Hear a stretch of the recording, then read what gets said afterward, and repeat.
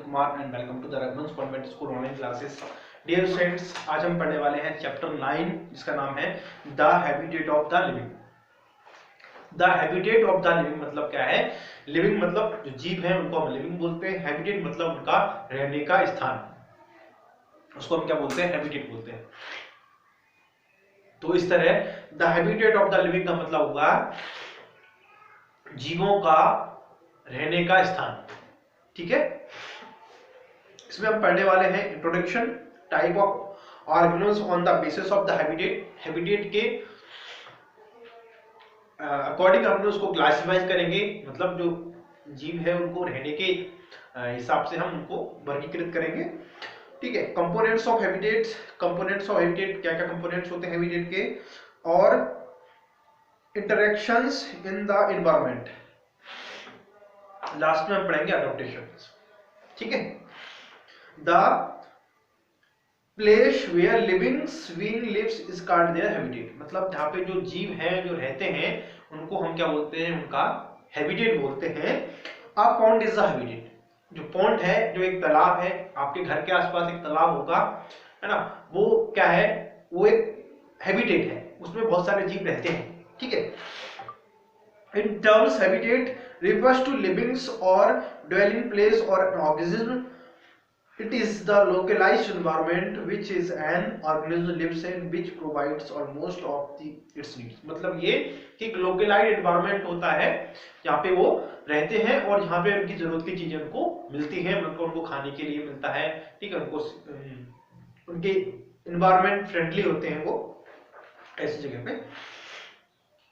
Habitat has particular physical conditions and also has its own special type of vegetation. There are different types of habitats such as mountain tops.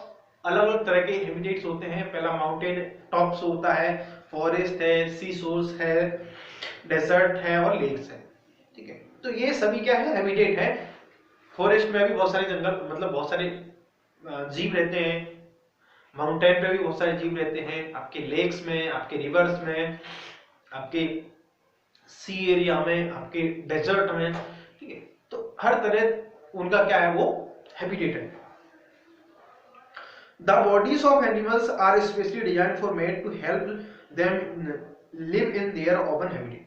जो उनकी body होती है वो उस तरह से बनी होती है कि वो उस तरह के हैबिटेट में रह सकते हैं। जैसे ऊंट है ना, तो ऊंट वो एक बार पानी पी लेता है, 10 बार दिन में पानी पीने के लिए उसको कोई जरूरत नहीं है। वो एक बार खा लेता है तो फिर वो काफी टाइम तक वो एनर्जी स्टोर करके रखता है।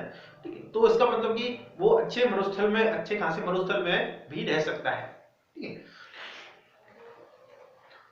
तो उनकी जो बॉडी है वो उस तरह से बनी होती है कि वो उस तरह के हैबिटेट में, उस तरह के एनवायरनमेंट में वो रह सकें, खा सकें, जिंदा रह सकें।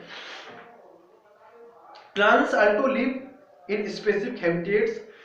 Cockatoo lives in the hot, dry desert because the plants have fleshy stems of stores rainwater that falls.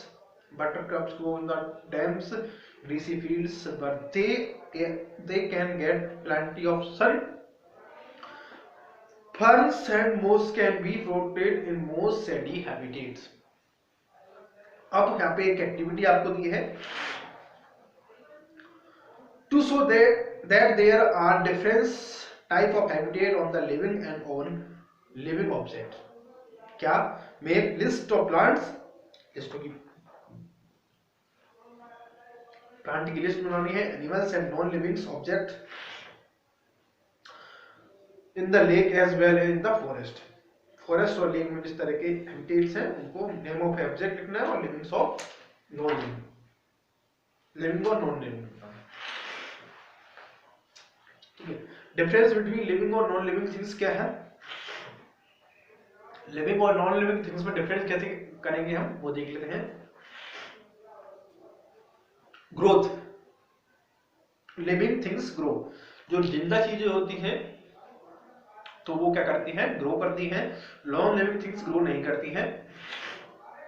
Food and water, जो लिविंग थिंग्स हैं उनको फूड और पानी, मतलब खाना और पानी की जरूरत पड़ेगी। जो नॉन लिविंग थिंग्स उनको खाना पानी की जरूरत नहीं पड़ेगी।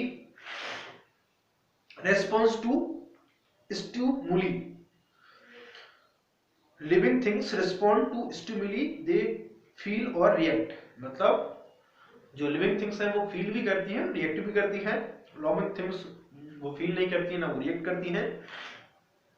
रेस्पिरेशन, जो लिविंग थिंग्स हैं वो सांस लेती हैं। आप और हम लिविंग थिंग्स में आते हैं। हमारी गाय, भैंसे, बछड़े, चिड़िया है, बंदर है, मक्खी है, ये सारी चीजें लिविंग थिंग्स में आती है, इसलिए वो रेस्पिरेशन करती हैं।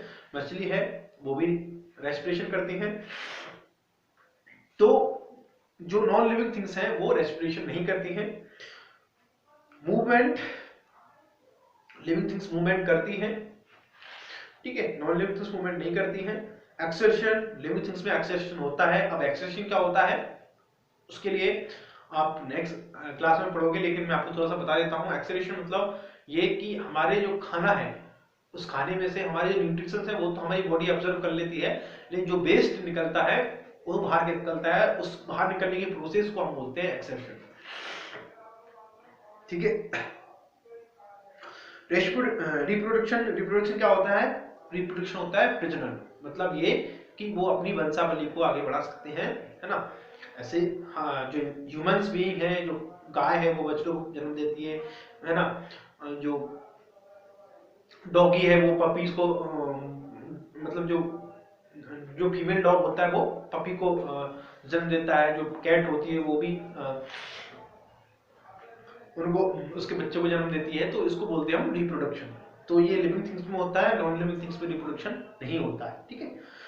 नेक्स्ट क्लास में हम पढ़ेंगे type of organism in the basis of habitat, ठीक है। तो आज के लिए इतना काफी है, आप इसको एक बार फिर से रीड करिए, और जो टेबल है ये आपके लिए होमवर्क है।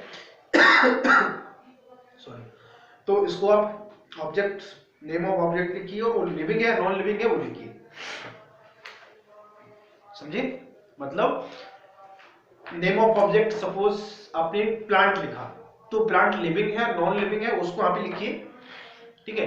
आपने लिखा बी लिखा, आपने मंकी लिखा, आपने डॉगी लिखा, कुछ भी लिखा उसको लिखिए। आपने लकड़ी लिखी, आपने घर लिखा, आपने कुछ लिखा, तो वो लिविंग है नॉन लिविंग है वो यहाँ पे लिखिए, ठीक है। और आप पहचानेंगे कैसे, उसके लिए आपको यहाँ पे डिफरेंस है वो दिए हुए हैं, है ना। आपको ये पैरामीटर भी दिए हुए हैं उधर में, ये पैरामीटर के बिहाफ पे आपको उनमें डिफरेंशिएट करना है, ठीक है।